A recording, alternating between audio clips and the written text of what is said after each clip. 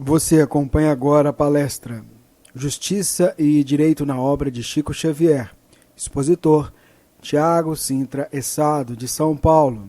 Evento ocorrido em 12 de maio de 2012, na cidade de Uberaba, Minas Gerais, promoção do Núcleo de Estudos Jurídico da Associação Jurídico Espírita de Minas Gerais. Bom dia a todos. Eu cumprimento inicialmente Dr. Sidney pelas belas palavras, uma verdadeira aula tivemos aqui, direito de família, como devemos proceder no nosso dia a dia profissional. Cumprimento o caro amigo Luciano, presidente da AGE Mineira, que, não obstante fundada em novembro do ano passado, já se encontra com atividades em boa parte do estado, de um modo bastante dinâmico, atuante. Vejo aqui a Carita de Uberlândia, que também realizou um evento ano passado na Universidade Federal de Uberlândia, inaugurou ali um núcleo também da AGE, nossos cumprimentos. E ao caro Washington, que juntamente com o Richard e tantos outros aqui de Uberaba estão idealizando o núcleo da AGE de Minas nessa cidade. Para mim é uma grande alegria estar nesta manhã de sábado nesta cidade, e eu abro um parênteses para inicialmente falar, ainda que de modo breve, um pouco sobre o movimento jurídico espírita, portanto, uma fala institucional. Esse movimento não se inicia agora, e há mais de uma década ele teve os seus primeiros germes. Podemos dizer aqui, no ano de 2000, com a fundação da ABRAME, Associação Brasileira dos Magistrados Espíritas. Em 2001, nós temos, tanto no Rio Grande do Sul quanto no Espírito Santo, a fundação das primeiras AGEs, Associações Jurídico-Espíritas, com a participação de qualquer operador do direito. Em 2002, próximo daqui, na nossa terra natal, em Franca, juntamente com outros amigos, fundávamos ali o Grupo Espírita de Estudos Jurídicos Professor Fernando Ortiz, em homenagem a uma obra deste cubano, antropólogo cubano, que foi aluno de César Lombroso em Turim, na Itália, uma magnífica obra denominada A Filosofia Penal dos Espíritas. E eu sempre gosto de dizer, quando falo dessa obra, publicada pela editora LAC, que a melhor frase dela é a que se inicia, que é: não sou espírita, ponto. E por aí vai. Esse grupo se iniciou em 2002, reunindo-se uma vez ao mês, aos sábados, para a nossa satisfação, contando com a presença do Washington, que após o curso de especialização na Universidade de Franca, rapidamente corria para acompanhar ali os estudos. E em 2008 nós tivemos a fundação da Associação Jurídico Espírita do Estado de São Paulo. Em 2010 ocorreu o primeiro Congresso Jurídico Espírita do Estado de São Paulo. Neste momento também surgem as AGEs do Distrito Federal, de Pernambuco, Mato Grosso do Sul. Hoje, neste dia de sábado, nós estamos tendo um evento promovido em Porto Velho pela AGE Rondônia, com um colega do Estado de São Paulo, ministrando a exposição. E esse movimento, ele, até porque estamos diante de um primeiro seminário jurídico espírita, ele não é um movimento que se pretenda ser absolutamente autônomo e independente no contexto de movimento espírita. Ele é um movimento que caminha ao lado e de mãos dadas com o movimento federativo, coordenado pela Federação Espírita Brasileira, com as federativas estaduais, e além do escopo de almejar o aprimoramento intelecto-moral dos espíritas operadores do direito e demais interessados em geral, ele também tem uma finalidade prática de fornecer um apoio jurídico às casas espíritas. Essa é uma outra vertente importante que se diga deste movimento. Qual a contribuição que nós, espíritas, operadores do direito, possamos dar ao movimento federativo,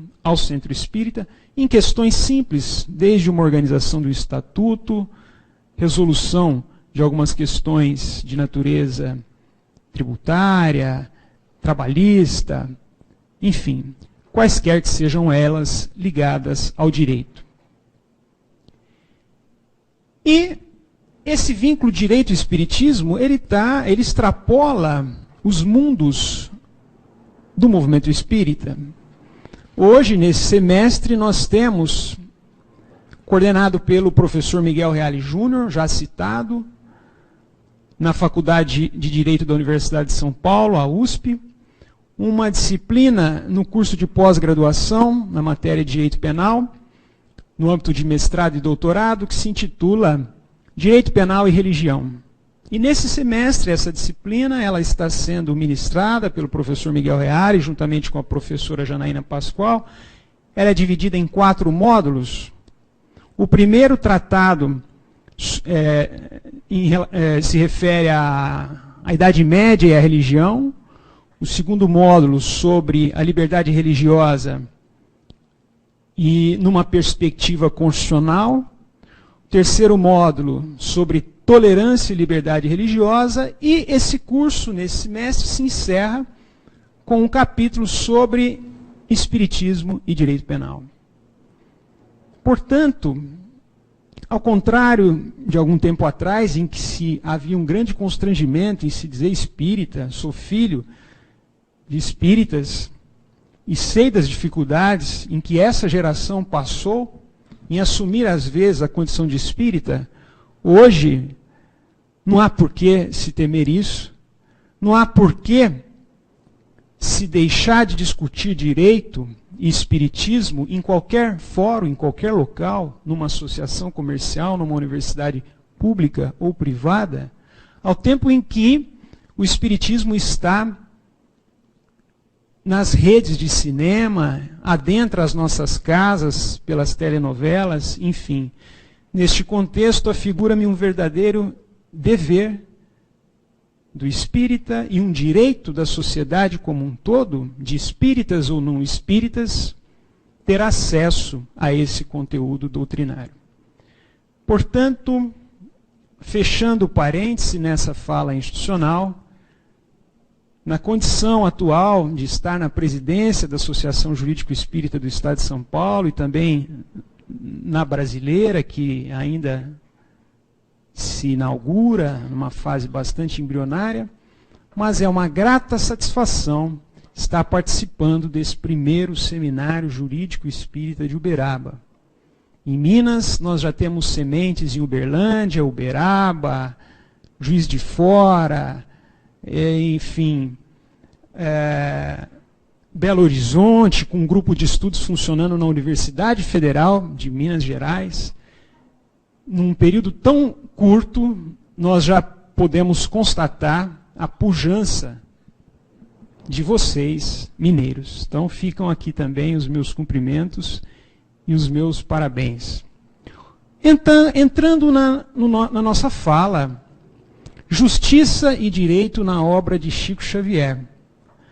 Ao tempo em que é uma alegria imensa falar sobre direito e justiça na obra de Chico, na sua terra, também nos dá uma responsabilidade maior, porque tememos falar algo que não é novidade para ninguém e que vocês talvez saibam muito mais do que nós. Mas a nossa ideia, de fato, não é trazer nenhuma novidade, mas jogar luzes, destacar alguns pontos que, às vezes, numa leitura precipitada ou numa leitura sem esse foco preciso, que é focar exatamente o direito e a justiça na obra de Chico, isso passa-nos desapercebido. Portanto, o desafio está lançado e vamos tentar agora fazer aí uma viagem na obra magnífica de Chico. E a primeira indagação, de quem é a obra? A obra é de Chico ou a obra é de Emmanuel? E essa resposta, e aliás, todo o nosso estudo, nós vamos ter como fonte a obra de Chico por meio de Emmanuel. E na introdução do Consolador, em 8 de março de 1940, nós temos a seguinte assertiva: as questões apresentadas foram as mais diversas e numerosas. Todos os componentes do grupo, bem como outros amigos espiritistas de diferentes pontos, cooperaram no acervo das perguntas, ora manifestando as suas necessidades de esclarecimento íntimo no estudo do Evangelho, ora interessados em assuntos novos que as respostas de Emmanuel suscitavam. Em seguida, o autor espiritual, e aqui registramos essa afirmação, o autor espiritual selecionou as questões, deu-lhes uma ordem, catalogou-as em cada assunto particularizado e eis aí o novo livro. Portanto, a própria obra nos dá a resposta. Nós temos Chico na condição de instrumento, na condição de elemento essencial à construção desse acervo doutrinário, mas temos aí o papel imprescindível, substancial, do autor espiritual, selecionando as questões, dando norte e efetivamente dando ali todo o conteúdo intelectual deste trabalho. E quem foi Emmanuel? No livro Há 2000 anos, obra que foi elaborada de 24 de outubro de 1938 a 9 de fevereiro de 39, portanto, cerca de 4 meses, nós temos em setembro de 38, portanto, cerca de 1 mês e meio, que antecede ao início da elaboração da obra Há 2000 anos, na introdução, a seguinte afirmação de Emmanuel: algum dia, se Deus mo permitir, falar-vos-ei do orgulhoso patrício Públio Lentulus, a fim de algo aprenderdes nas dolorosas experiências de uma alma indiferente e ingrata. E aqui nós temos uma manifestação de vontade, uma intenção do próprio Emmanuel de falar de si próprio. E de falar numa condição especial, sobretudo para nós, que é a de um, dito por ele, orgulhoso patrício Públio Lentulus, nas dolorosas experiências de uma alma indiferente e ingrata. E esse é o trabalho que se dá Emmanuel, sobretudo, nesta obra, de encarar a si próprio. E na introdução desta obra, em janeiro de 39, nós temos as seguintes palavras ditas por ele: diante de meus pobres olhos desenha-se a velha Roma dos meus pesares e das minhas quedas dolorosas. Portanto, este é o ambiente em que se situa Emmanuel na obra Há 2000 anos, retratando um momento reencarnatório essencialmente vinculado ao direito, à política e ao poder. Sinto-me ainda envolto nas misérias de minhas fraquezas e contemplo os monumentos das vaidades humanas. Expressões políticas, variando nas suas características de liberdade e de força, detentores da autoridade e do poder, senhores da fortuna e da inteligência, grandezas efêmeras que perduram apenas por um dia fugaz. Tronos e púrpuras, mantos preciosos das honrarias terrestres, togas da falha justiça humana, parlamentos e decretos supostos irrevogáveis.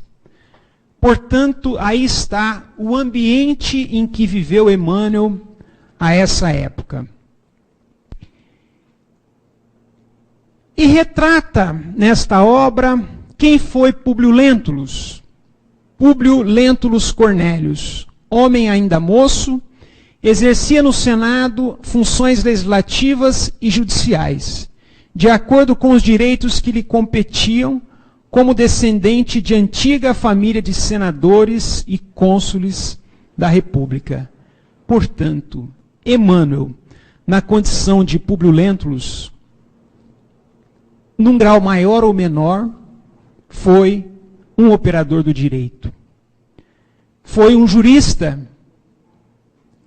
E, muitas vezes, esse detalhe, e que não é pouco, trata-se de um aspecto da personalidade de Emmanuel, culminou em boa parte da obra produzida por Chico Xavier.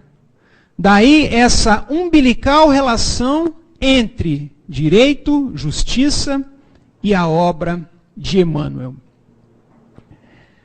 Logo nos primeiros capítulos de Há 2000 anos, num diálogo entre Públio Lentulus e um amigo, já um pouco mais velho, ele passa ali diante de uma situação difícil com a filha, a relatar um sonho que tivera há alguns dias para o seu amigo. E neste sonho ele dizia o seguinte: o que mais me humilhava nessas visões do passado culposo, como se a minha personalidade atual se vergonhasse de semelhantes reminiscências, é que me prevalecia da autoridade e do poder para, aproveitando da situação, exercer as mais acerbas vinganças contra inimigos pessoais, contra quem expedia ordens de prisão sob as mais terríveis acusações. E ali tentava, por meio desse sonho que efetivamente tivera, encontrar uma resposta para aquela situação de sofrimento que vivia naquele instante, em razão da doença pela qual passava a filha. E ao meu coração desalmado, continua ele, não bastava o recolhimento dos inimigos aos calabouços infectos, com a consequente separação dos afetos mais caros e mais doces da família. Ordenei a execução de muitos na escuridão da noite, acrescentando a circunstância de que a muitos adversários políticos mandei arrancar os olhos na minha presença, contemplando-lhes os tormentos com a frieza brutal das vinditas cruéis. Imaginem a dificuldade de Emmanuel, por ocasião da elaboração desta obra, enfrentando a si próprio, especialmente, este ambiente vinculado a mandos e desmandos, a poder, a autoridade, desrespeito a direitos universais, caros a todos nós. Mas esta coragem, ela tem o seu significado, e na introdução da obra Justiça Divina, uma obra fininha, e que às vezes nós também, ligados ao direito, não damos o valor adequado a esta obra, que o próprio título já traz o seu conteúdo, Justiça Divina, Emmanuel fala o seguinte: todos concordamos em que Allan Kardec é o apóstolo da renovação humana, cabendo-nos o dever de dar-lhe expressão funcional aos ensinos, com a obrigação de repartir a mensagem de luz entre os companheiros da humanidade. Portanto, ao dizer isso, Emmanuel está se colocando na função de um jurista, de um operador do direito, porque talvez a principal função de cada operador do direito é a de realizar a atividade de interpretação, e uma interpretação voltada a dar funcionalidade ao direito, a dar um aspecto prático ao direito. Isso tem que necessariamente reverter em solução de casos concretos. O direito, na teoria, ele é muito bonito, mas ele precisa repercutir. Ele é feito para repercutir no campo prático. Daí, portanto, Emmanuel se coloca como um jurista do Cristo. Se Kardec é o apóstolo da renovação humana, Emmanuel é um jurista do Cristo, porque procura dar uma interpretação funcional a esses ensinamentos. Pode voltar. Bom, a obra O Consolador.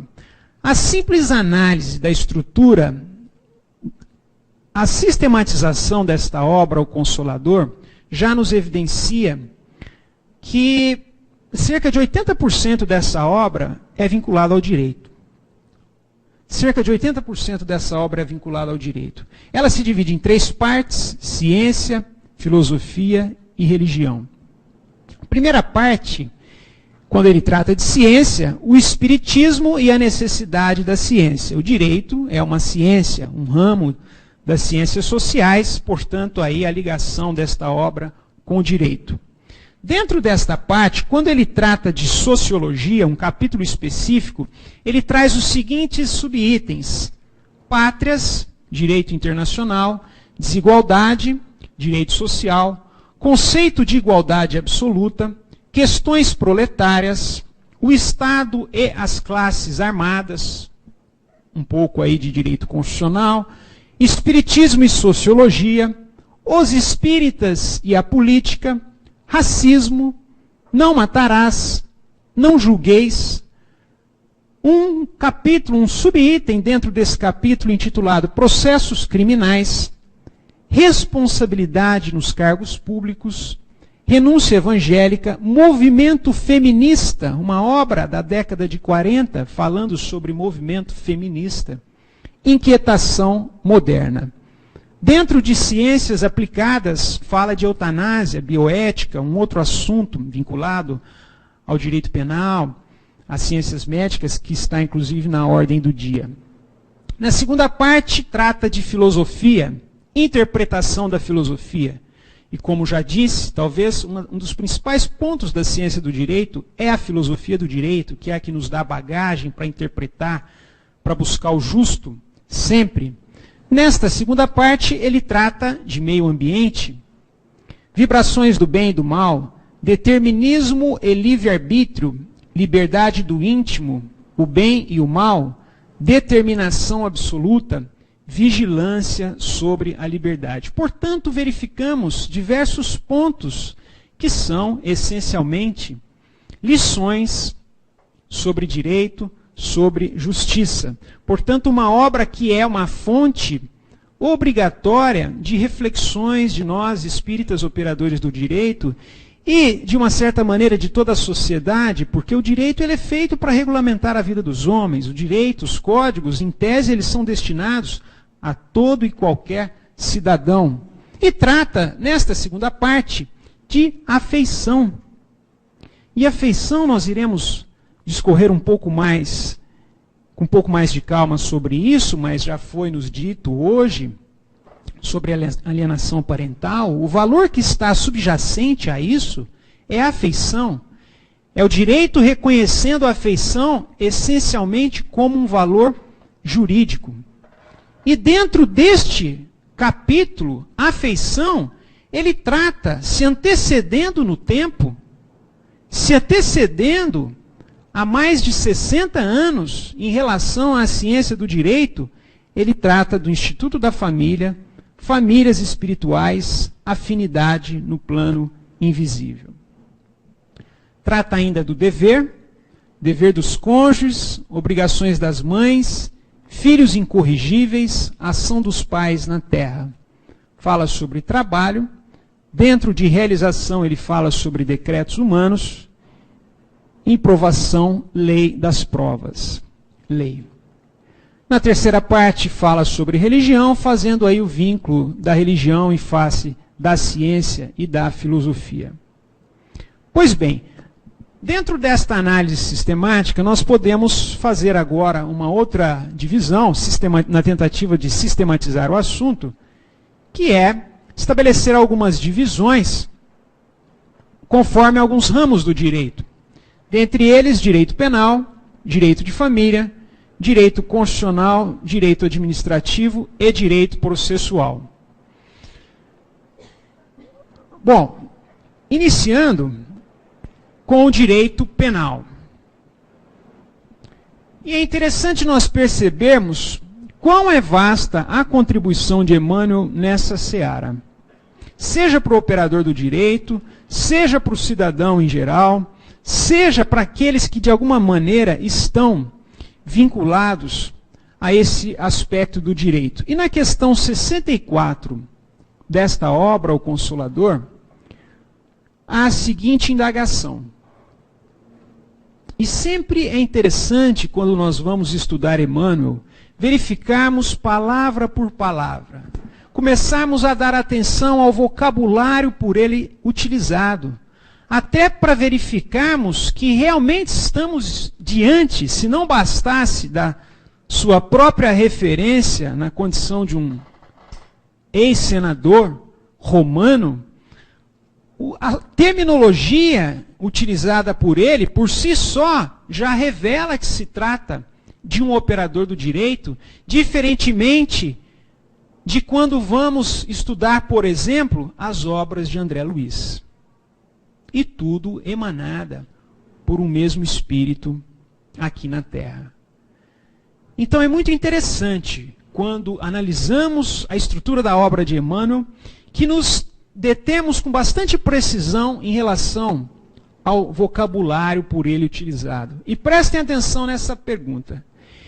Em face da lei dos homens, quando em presença do processo criminal, deve dar-se o voto condenatório em concordância com o processo crime ou absolver o réu em obediência ao não julgueis. Aqui já nos permite uma reflexão para um seminário de um dia.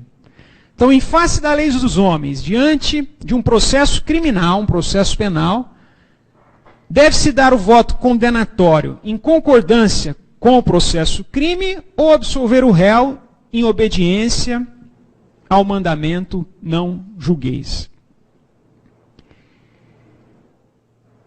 Volta um pouquinho, Luciana.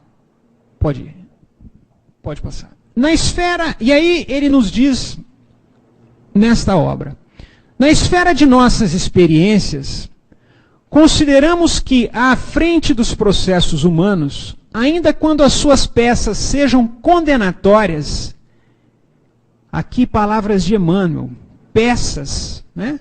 Uma terminologia eminentemente jurídica, ainda quando as suas peças sejam condenatórias, deve-se recordar a figura do Cristo, junto da pecadora apedrejada, pois que Jesus estava também perante um júri. Então, esta passagem do Cristo, Emmanuel a assemelha como um verdadeiro júri.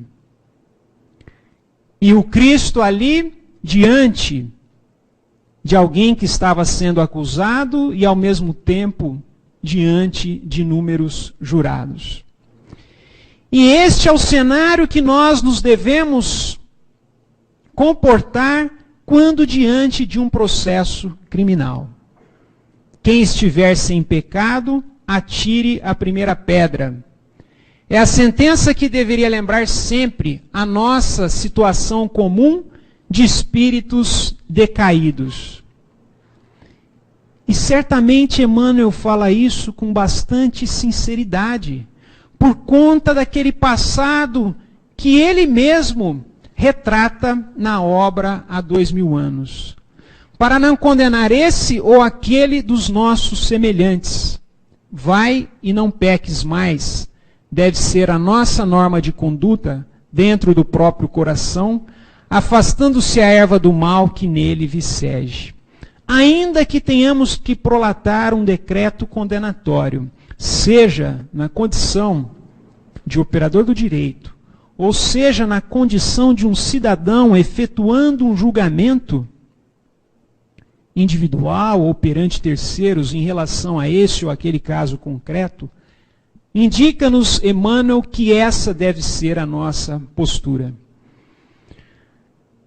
Ainda no Consolador, assevera que nos processos públicos, a autoridade judiciária, como pela integrante da máquina do Estado no desempenho de suas funções especializadas, deve saber onde se encontra o recurso conveniente para o corretivo ou para a reeducação do organismo social.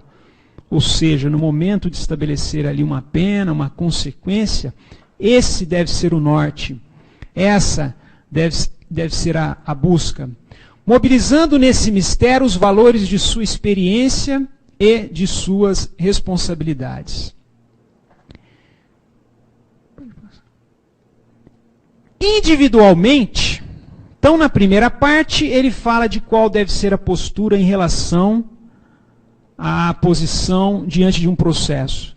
Individualmente, porém, busquemos aprender se podemos julgar alguma coisa, se temos efetiva condição de fazer um julgamento em relação a terceiros no plano individual, seja ou não operador do direito. Julguemo-nos sempre, em primeiro lugar, como o irmão mais próximo daquele a quem se atribui um crime ou uma falta, a fim de estarmos acordes com aquele que é a luz dos nossos corações. E daí já nos dá um indicativo de caráter prático. Quando estamos diante de um processo,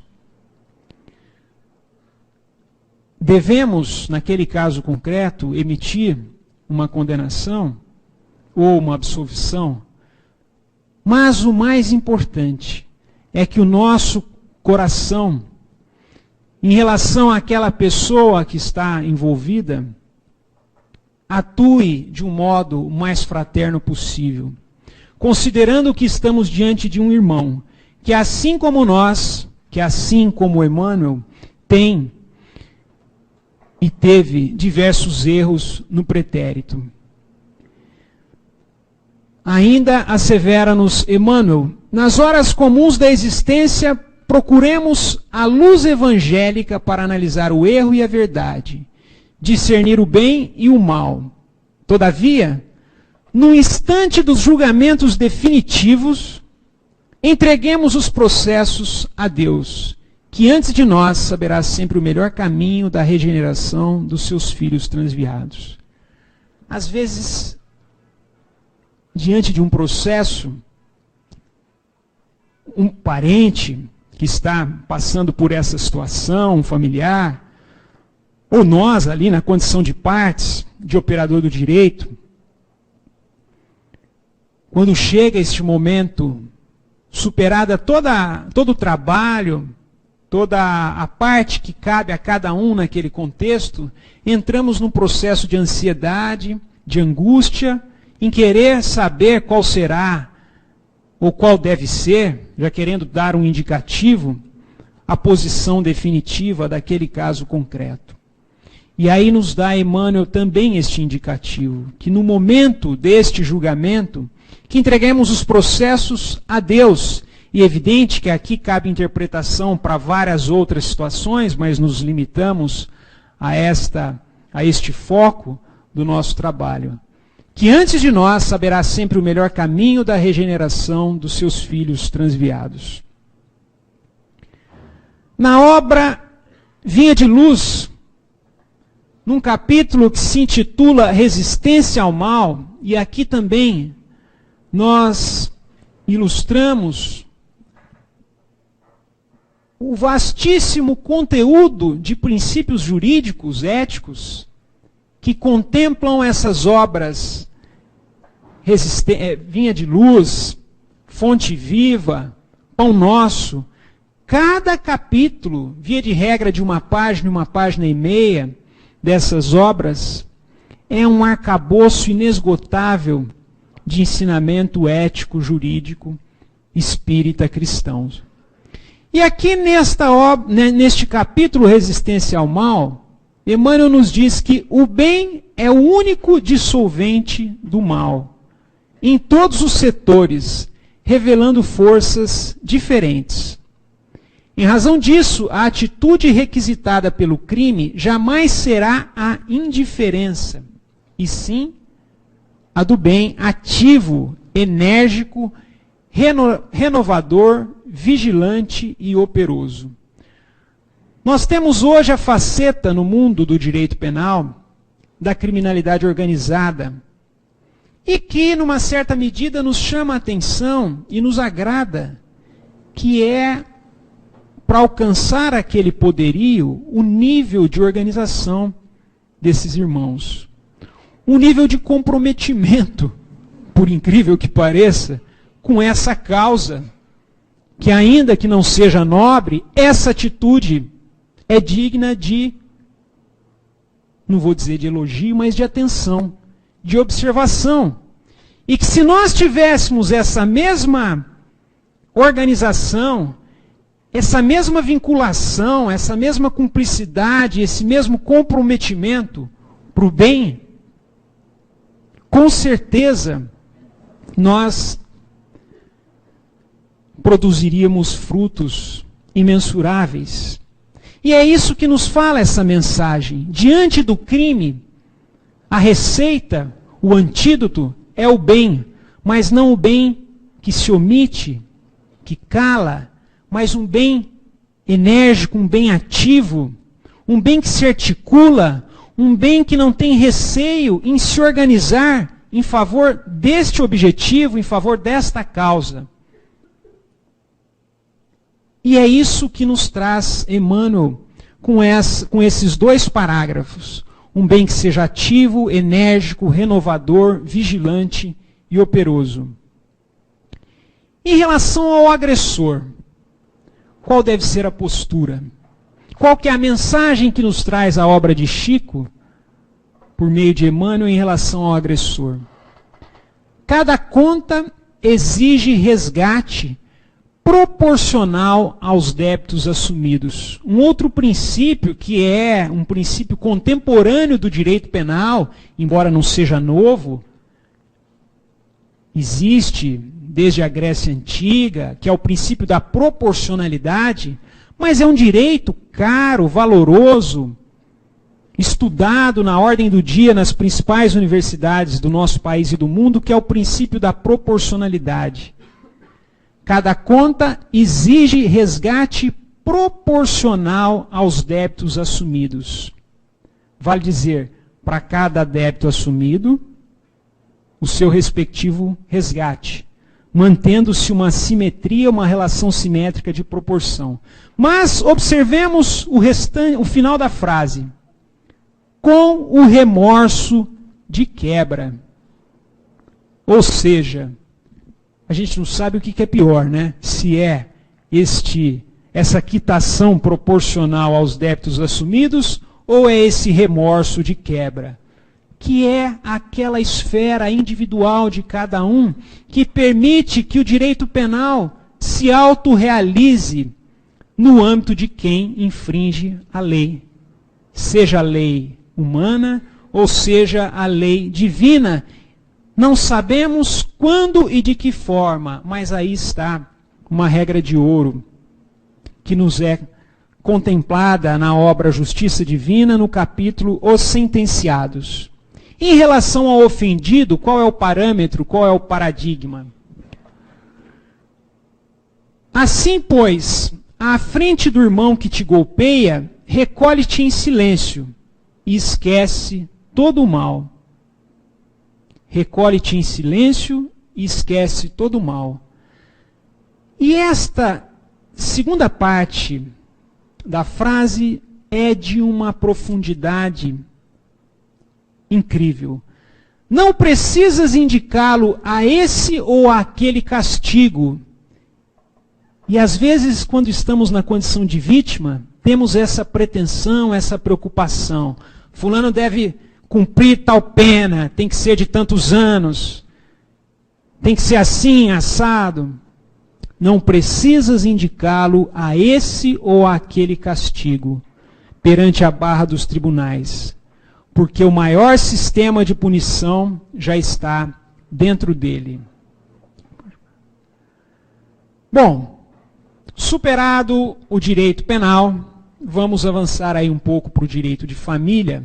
E aqui, se o direito penal, às vezes nós vamos falar de direito penal, né, dá a impressão que a gente está falando de um universo que não nos é próximo ou que não nos pertence, mas eu sempre gosto de dizer que o direito, nós podemos ser réu no dia de amanhã, algum parente, algum amigo, enfim. Agora, no direito de família, aqui eu acho que é quase que uma unanimidade, né, que o direito está muito mais próximo de nós, né? Aliás, esses problemas ocorrem em todas e quaisquer famílias. E na questão 189 da obra O Consolador, nós temos a seguinte reflexão sobre o papel da mãe. E vale aqui, né, ainda mais essa reflexão neste final de semana, quando comemoramos o Dia das Mães. A mãe terrestre deve compreender, antes de tudo, que seus filhos, primeiramente, são filhos de Deus. Desde a infância, deve prepará-los para o trabalho e para a luta que os esperam. Desde os primeiros anos, deve ensinar a criança a fugir do abismo da liberdade. E aqui nós vemos a relevância desse ensinamento, nesse contexto atual em que vivemos, rodeado pelas inovações tecnológicas, pelo mundo virtual, pelo mundo da internet. E aqui vale mais ainda esta afirmação desse abismo da liberdade, porque nós não detemos ainda conta da dimensão desse mundo virtual e dos cuidados que nós, na condição de pais, temos que ter para com ele, sobretudo quando lidamos com os nossos filhos, com crianças que traquejam muito melhor do que nós nesta seara. Seara que passa uma ideia de que vale tudo, inclusive para nós operadores do direito, que se diga o uso e abuso do Facebook, de e-mails, dando-nos a impressão de que é uma seara imune. É uma seara que não há incidência do direito civil, do direito penal. Essa é a ideia que nos passa, muitas vezes, diante de afirmações que são colocadas por operadores do direito, inclusive, no manuseio de Facebooks, no envio de e-mails. Um local que é aberto ao público, que a publicidade é praticamente absoluta, e nós não, às vezes, damos a devida atenção para os cuidados, as cautelas que devemos ter para com esse mundo. Daí, a relevância dessa afirmação de Emmanuel, também para esse cenário atual, o que nos permite concluir da grandeza de seus ensinamentos, ministrados há mais de 60 anos. Portanto, desde os primeiros anos, deve ensinar a criança a fugir do abismo da liberdade, controlando-lhe as atitudes e consertando-lhe as posições mentais, pois que essa é a ocasião mais propícia à edificação das bases de uma vida. E aqui, a meu ver, é a principal contribuição que Emmanuel dá para o direito de família, que é já aquela época ressaltar a importância e significado e alcance da afetividade para o direito de família. O que é uma descoberta atualíssima dos estudiosos de direito de família. Nós tivemos, salvo engano, a semana passada, a decisão da ministra Nancy Andrighi, do STJ, que foi fartamente divulgada e disseminada pela imprensa laica, pela imprensa jurídica, que foi aquela decisão que julgou uma ação de indenização cujo fundamento era o abandono afetivo do pai em relação ao filho. O objeto da ação, o ponto de discussão, era o abandono afetivo. E a ministra Nancy Andrighi, de modo lapidar, discorreu linhas e linhas, dizendo que a afetividade é sim um valor jurídico e que a lesão afetiva, muito mais às vezes do que uma lesão aparente, uma lesão material, provoca dano, sobretudo no espírito, na condição ainda de criança, como bem disse o amigo Dr. Sidney que nos antecedeu. E isso nada mais é do que a afetividade, como iremos ver, que Emmanuel nos fala há mais de 60 anos. E agora isto é uma descoberta para o direito de família, e não estou dizendo isso com tom de ironia ou crítica, que bom que isso esteja sendo valorizado neste momento. Mas é importante, sobretudo nós espíritas, reconhecermos a contribuição da obra de Chico para o direito. E a ministra Nancy Andrighi, que não é nenhuma propaganda, é um fato, é espírita. Isso também é importante nós dizermos para ressaltarmos a importância da presença, não de espíritas, mas de espíritos do bem, nos palcos públicos, nas posições de poder, de autoridade, para que possam bem cumprir estes encargos. Pois uma decisão dessa emanada do Superior Tribunal de Justiça, ela tem um efeito paradigmático que vincula praticamente todo o país, inaugura um novo caráter de interpretação e de aplicação de normas de direito de família, despertando consciências de operadores do direito que ainda às vezes ficam vinculados ao Código Civil de 1916 e na preocupação de querer resolver apenas o processo de modo formal, esquecem de que por trás de cada processo há vidas humanas, mais do que isso, há espíritos imortais. E esta é a principal contribuição da obra de Emmanuel, a meu ver, no direito de família. A invocação da afetividade como um valor jurídico, como um valor ético. E nos diz Emmanuel, sabemos que a justiça humana comina punições para os atos de pilhagem na esfera das realidades objetivas, considerando a respeitabilidade dos interesses alheios. No entanto, assevera Emmanuel, os legisladores terrestres perceberão igualmente um dia, talvez esse dia estejamos vivenciando na ordem contemporânea, que a justiça divina alcança também os contraveitores da lei do amor. Um pai que abandona um filho, um cônjuge que abandona um outro, sem qualquer justificativa, lesando de qualquer modo a moral. Um dia que a justiça divina alcança também os contraventores da lei do amor e determina se lhes instale nas consciências os reflexos do saque afetivo que perpetram contra os outros. Saque afetivo. Palavras de Emmanuel.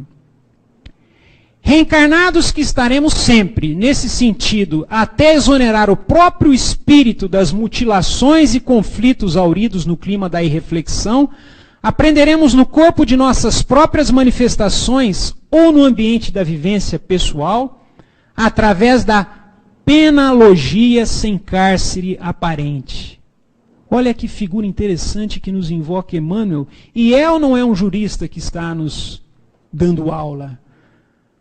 Através da penalogia sem cárcere aparente, que nunca lesaremos a outrem sem lesar a nós, independentemente da natureza dessa lesão. E certamente chegará um dia em que a ciência do direito concluirá que a lesão de natureza afetiva é muito mais grave que uma lesão de natureza material, porque o processo de cicatrização, de recuperação, via de regra, é mais doloroso, é mais árduo. E isso está na obra Vida e Sexo, no capítulo Compromisso Afetivo. Sobre casamento, dentro desse contexto de direito de família, a visão de Emmanuel sobre o direito de família. O casamento será sempre um instituto benemérito, acolhendo no limiar, em flores de alegria e esperança, aqueles que a vida aguarda para o trabalho do seu próprio aperfeiçoamento e perpetuação. Com ele, o progresso ganha novos horizontes e a lei do renascimento atinge os fins para os quais se encaminha. Isto está no capítulo em que trata do divórcio, também na obra Vida e Sexo, que é o paradigma de direito de família na obra de Chico Xavier. Compelidos muita vez às últimas fronteiras da resistência, é natural que o esposo ou a esposa, relegado a sofrimento indébito, se valha do divórcio, por medida extrema contra o suicídio, o homicídio ou calamidades outras, que lhes complicariam ainda mais o destino. E ainda hoje nós temos, às vezes, e é natural, dificuldade de lidarmos com esta questão, seja no ambiente de trabalho, seja no atendimento fraterno na casa espírita, quando estamos diante de conflitos domésticos. Qual é a posição da doutrina espírita sobre o divórcio? Ainda isso, embora de uma certa maneira muito claro, mas causa ali, sobretudo para quem está vivenciando esses conflitos, uma dificuldade. Mas a doutrina é contra o divórcio, isso pega mal, enfim. E vejamos com bastante clareza que é mais louvável que se separe agora do que se aguce situações que podem culminar para o suicídio, homicídio ou outras lesões cujo processo de recuperação e de comprometimento são bem mais graves. Nesses lances da experiência, surge a separação à maneira de bênção necessária. E o cônjuge prejudicado encontra no tribunal da própria consciência, e mais uma vez aqui esse sistema divino, jurídico de autocomposição e ao mesmo tempo de autorrealização. O apoio moral da autoaprovação para renovar o caminho que lhe diga respeito, acolhendo ou não nova companhia para a jornada humana. Mas dando indicativo de que nem sempre a conciliação é possível. A conciliação é um meio adequado, a composição, mas nem sempre ela é possível. Às vezes nós não conseguimos conciliar, mas que haja uma composição, que foi o que o Dr. Sidney disse, que haja ali, que cada um abra uma parcela de ponto de vista pessoal, uma parcela de um direito, mas que, não obstante a separação, haja uma vivência digna, uma vivência baseada no respeito mútuo. Homoafetividade. Mas será que Emmanuel, há mais de 60 anos, sinalizou algo sobre a homoafetividade? E hoje, mais uma vez, nós temos aí a homoafetividade na ordem do dia do direito. Por quê? Por que na ordem do dia do direito? Porque está na ordem do dia das coisas. Está na ordem do dia da sociedade. Atualmente eu passo a semana em São Paulo e moro ao lado de um edifício em que há ali uma empresa de call center que funciona 24 horas. Não sei por qual razão, talvez porque as pessoas passam ali, enfim, é uma profissão que a pessoa não sai dali, mas é um fato que passando ali, e há vários, é uma empresa grande, a qualquer hora que você passar por ali, há pessoas de folga no intervalo que estão ali na calçada, uma banca, enfim, uma lanchonete ao lado. E quando eu passei a morar nesse local, e comecei a perceber ali com uma naturalidade, uma frequência muito grande, casais homoafetivos. E naquele momento de folga, se abraçando, se beijando. E eu confesso, e não tenho por que esconder isso, que num primeiro momento, aquilo nos causa uma situação de atrito. Não é indiferença, é uma situação de diferença. Nos incomoda.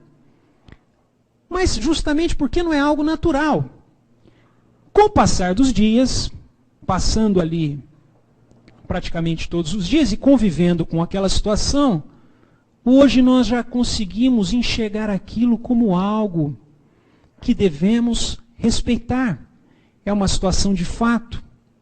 É uma situação que ocorre e não há porquê dentro daqueles princípios que nos diz Emmanuel julgar. E vamos ver o que ele nos diz sobre isso num capítulo específico denominado Homossexualidade na obra Vida e Sexo.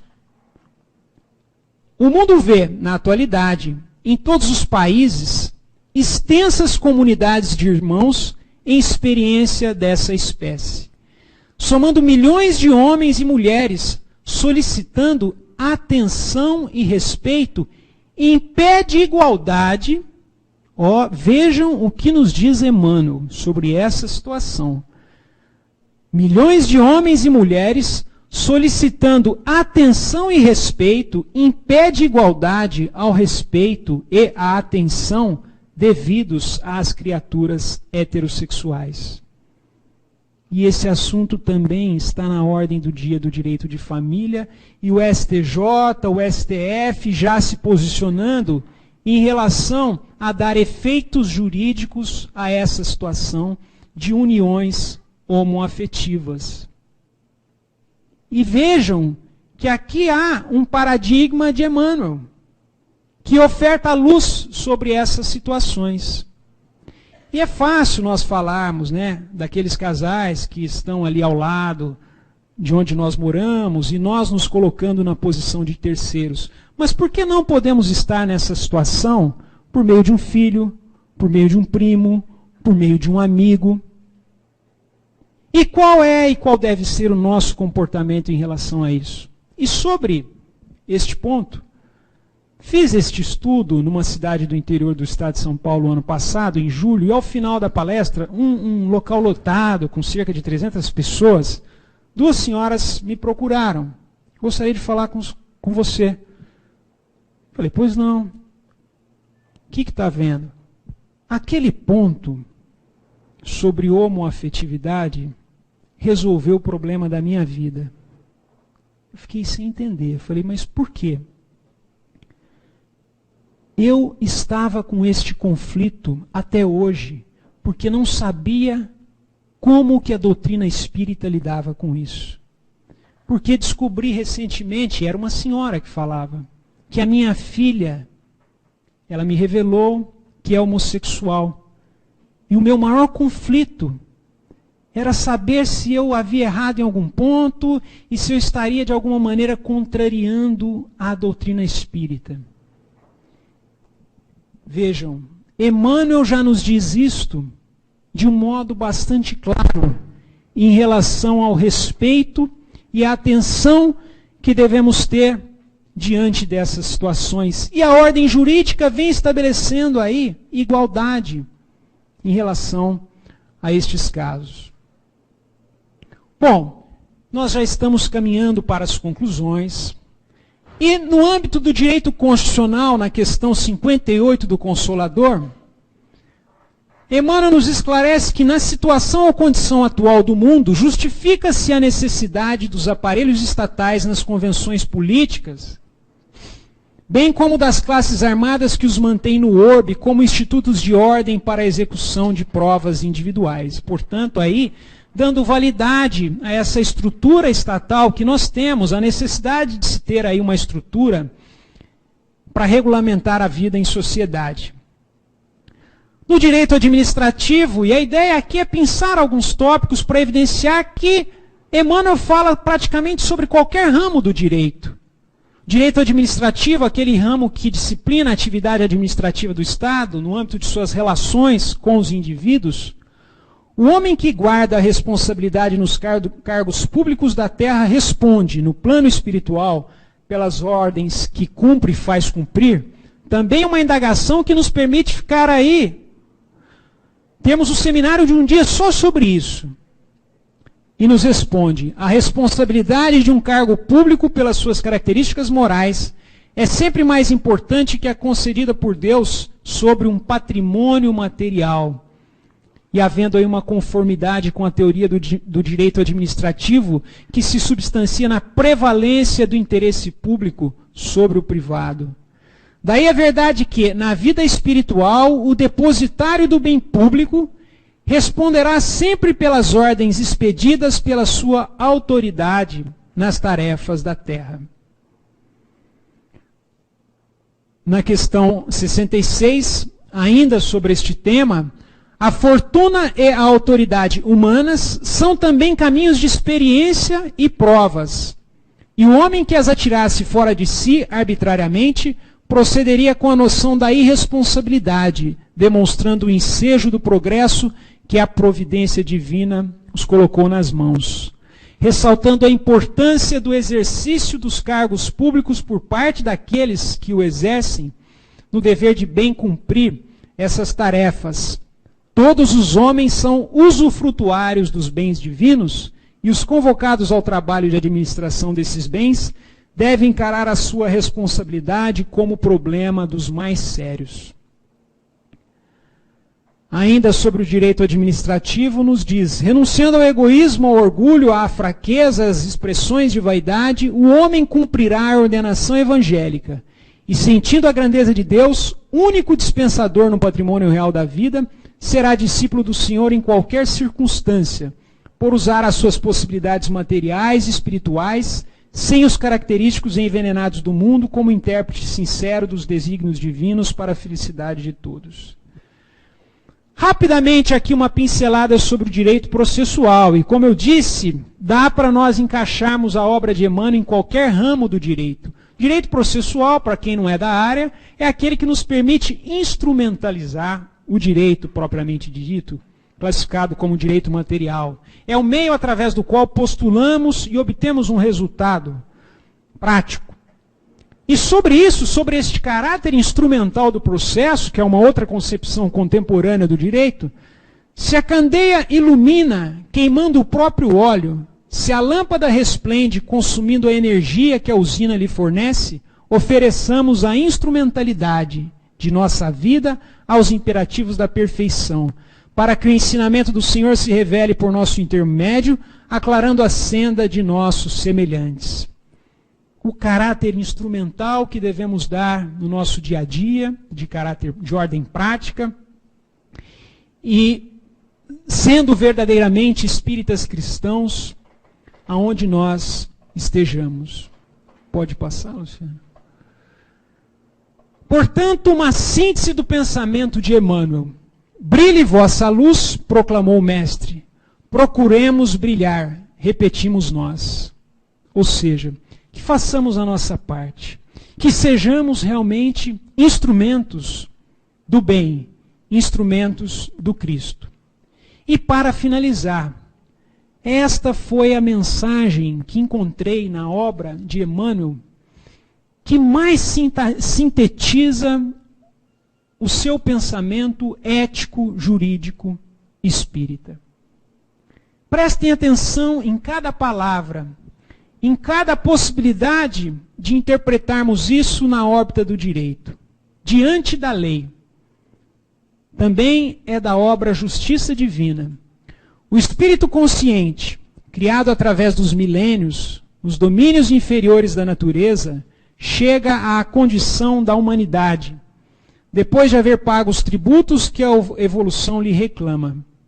À vista disso, é natural que compreendas que o livre-arbítrio estabelece determinada posição para cada alma, porquanto cada pessoa deve a si mesma a situação em que se coloca. Possuis o que deste, granjearás o que vens dando, conheces o que aprendeste, saberás o que estudas, encontraste o que buscavas, acharás o que procuras, obtiveste o que pediste, alcançarás o que almejas. És hoje o que fizeste contigo ontem, serás amanhã o que fazes contigo hoje. Chegamos no dia claro da razão, simples e ignorante diante do aprimoramento e progresso, mas com liberdade interior de escolher o próprio caminho. Todos temos, assim, na vontade a alavanca da vida, com infinitas possibilidades de mentalizar e realizar.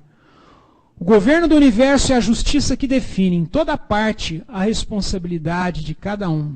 A glória do universo é a sabedoria expressando luz nas consciências. O sustento do universo é o trabalho que situa cada inteligência no lugar que lhe compete. A felicidade do universo é o amor na forma do bem de todos. O Criador concede às criaturas, no espaço e no tempo, as experiências que desejem, para que se ajustem, por fim, às leis de bondade e equilíbrio que o manifestam. Eis porque permanecer na sombra ou na luz, na dor ou na alegria, no mal ou no bem, é ação espiritual que depende de nós. A ele, Chico Xavier, nós devemos, com imensa gratidão, esse trabalho, essa fonte que, como vimos, é inesgotável de ensinamentos jurídicos. E, se André Luiz está para o movimento médico espírita, movimento esse que nós sempre nos espelhamos, que é o norte do movimento jurídico, porque existe há quase 60 anos. Movimento este de natureza médico, espírita, que se expandiu para além das fronteiras nacionais. Hoje temos, por uma querida amiga do Chico Xavier, que com ele conviveu, a doutora Marlene Nobre, presidente da Associação Médico Espírita Internacional. Se André Luiz é o patrono desse movimento, não temos dúvidas em afirmar que Emmanuel é o patrono do movimento jurídico espírita. Que Jesus nos abençoe. Muito obrigado.